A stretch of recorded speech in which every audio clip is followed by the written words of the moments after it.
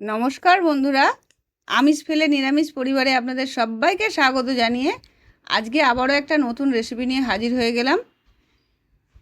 আমি মনে করছি যে আপনারা যদি রেসিপিটা একবার দেখেন বারবার আপনাদের দেখতে ইচ্ছা করবে, বানাতে ইচ্ছা করবে। কারণ আর এই রেসিপিটা আগে বানিয়েছেন কিনা সেটাও অবশ্যই আমায় জানাবেন। খুবই সুস্বাদু আর প্রোটিনে ভরপুর একটা রেসিপি। ভিডিওটা প্রথম থেকে শেষ অবধি দেখার অনুরোধ রইল। ভালো লাগলে অবশ্যই লাইক শেয়ার করবেন আর সাবস্ক্রাইব করে আমার পাশে থাকবেন। এর জন্য আমি বেশ কিছুটা কাঁঠাল দানা নিয়ে নিয়েছি। কাঁঠাল দানাগুলো খুব ভালো করে ধুয়ে নিয়েছি, ধুয়ে একটু শুকিয়ে নিয়েছি যাতে খোসাগুলো ভালোভাবে ছাড়ানো যায়। খোসাটা খুব ভালো করে ছাড়িয়ে নিতে হবে, তারপরে এগুলো মিহি করে বেটে নেব।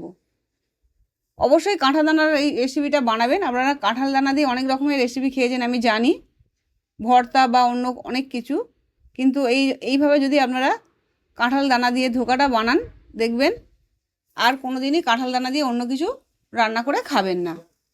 কাঁঠাল দানাগুলো খুব ভালো করে এইভাবে আমি ছোট ছোট টুকরো করে নিয়েছি। অবশ্যই টুকরো করার আগে ভালো করে খোসাটা ছাড়িয়ে নেবেন। আর এটা যতটা পারবেন ছোট ছোট টুকরো করবেন, তাহলে মিক্সার গ্রাইন্ডারে ভালোভাবে বাটা যাবে। আপনারা এটা শিলনোড়াতেও একটু মিহি করে পেস্ট করে বেটে নিতে পারেন। তো অবশ্যই ছোট ছোট টুকরো করে নিলাম, আর টুকরো করে নিয়ে ভালো করে ধুয়ে নিয়েছি। এবার এটা মিক্সার গ্রাইন্ডার বাটিতে আমি নিয়ে নেব।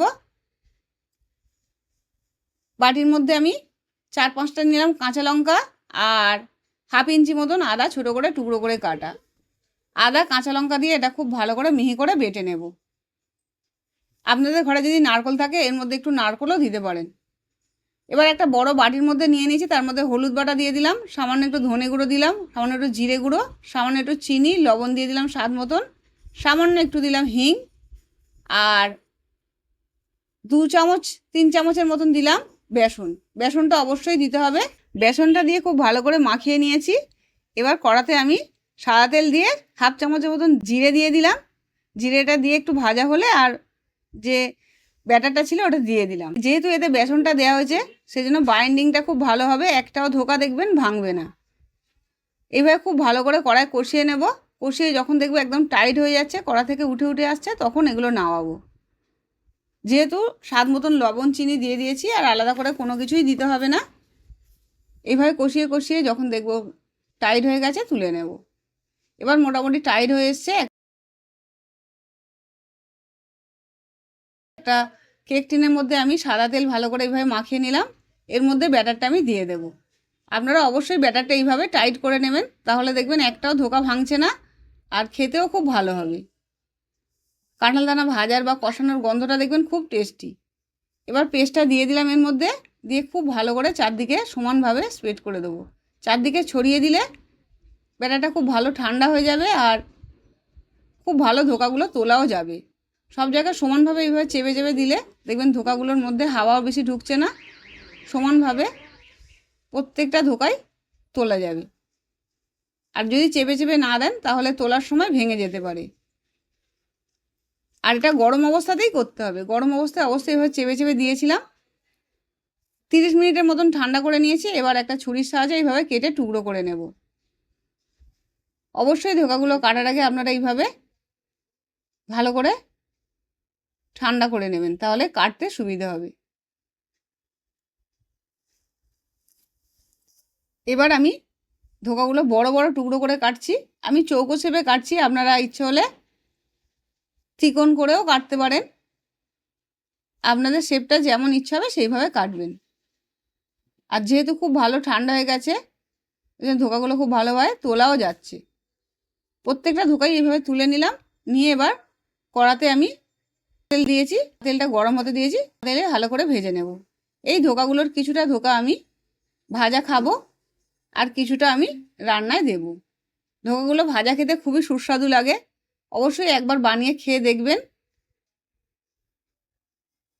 তেলটা খুব ভালোভাবে গরম করে নিয়েছি। তেলটা খুব ভালোভাবে গরম হয়ে গেলে তারপরে আমি ধোকাটা ভাজছি।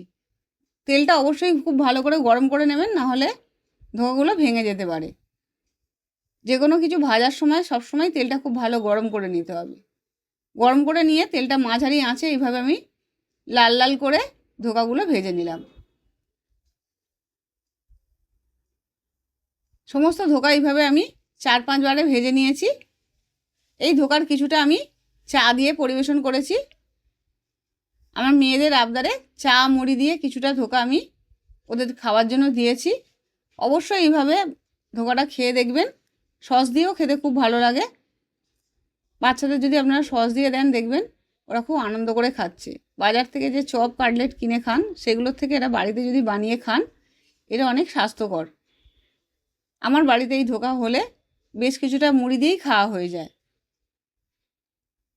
এদিকে কড়াতে আমি তেল বসিয়ে দিয়েছি আর বেশ কিছুটা এইভাবে চা দিয়ে পরিবেশন করেছি। তেলে ফোড়নের জন্য এই সময় আমি সব কিছুর ব্যবস্থা করে নিয়েছি। মশলাগুলো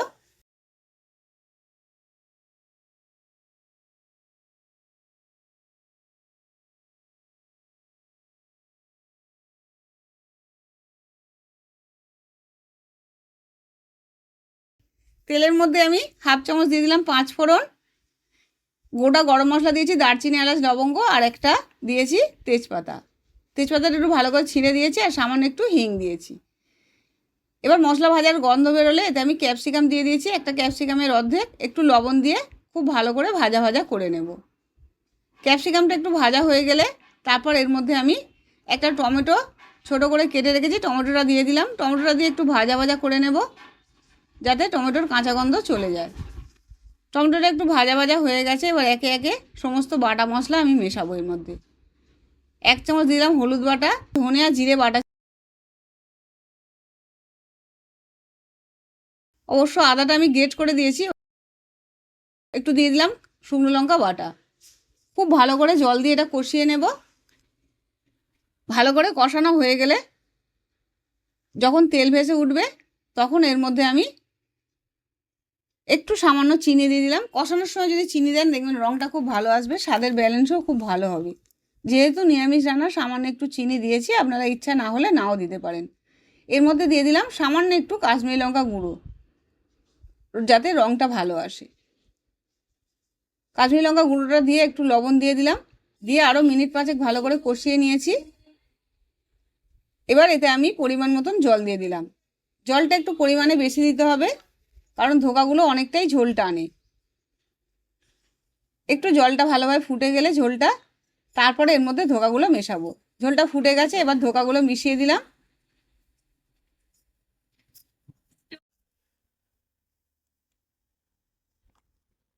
এইভাবে বড়াগুলো মিনিট 5 মতন ফুটিয়ে নেব। অবশ্যই একটু ফুটিয়ে নেবেন, যেহেতু এই কাঁঠাল দানার ধোকাগুলো একটু কাঁচা আছে। 5 মিনিট ফুটে যাওয়ার পর ঝোলটা খুব ভালোভাবে ঢুকে যাবে। এই সময় আমি অল্প একটু কসুরি মেথি হাত দিয়ে ঘষে দিয়ে দিলাম আর 1/2 চামচ দিয়ে দিলাম গরম মশলা গুঁড়ো। যেহেতু কসুরি মেথি দিয়েছি সেই জন্য আর আমি ধনেপাতা এতে দিলাম না, আপনারা ইচ্ছে হলে ধনেপাতা দিতে পারেন। এবার গ্যাসটা অফ করে দেবো। মিনিট 10 পরে এটা আমি পরিবেশন করছি। দেখুন কত সুন্দর হয়েছে, সমস্ত ধোকার ভেতরে খুব ভালো ঝোল ঢুকেছে। অবশ্যই রেসিপিটা বানাবেন, দেখবেন একবার বানালে বারবার বানাতে ইচ্ছা করছে। কাঁঠাল দানার অন্যরকম করে খেতে ইচ্ছা করছে না বা ফেলে দিতেও ইচ্ছা করছে না। আর এই ঝোলটা তো খুব সুস্বাদু হয়েছে, দেখুন কত সুন্দর হয়েছে ঝোলটা। ঝোলটার মধ্যে একটুও কোনো তিল বাটা বা পোস্ত কোনো কিছুই, কাজু বাদাম কোনো কিছুই বাটা পড়েনি, কিন্তু কত সুন্দর গামাখামাখা হয়েছে। নিরামিষ দিনে যদি এই রেসিপিটা থাকে দেখবেন ভাতের থালা একদম পুরো এক নিমেষেই খালি হয়ে যাবে। এমনকি রুটি পরোটা দিয়েও খেতে খুব ভালো লাগে, কিংবা কোনো দিন রাত্রের ডিনারেও অবশ্যই রেসিপিটা বানাতে পারেন। ভাত, রুটি, পোলাও, ফ্রাইড রাইস সব কিছুর সঙ্গেই খুব সুস্বাদু লাগে। আবার ফিরে আসবে এরকম নতুন নতুন রেসিপি নিয়ে। আপনারা আরও কি রেসিপি দেখতে চান অবশ্যই আমায় জানাবেন। সুস্থ থাকবেন, ভালো থাকবেন, নমস্কার।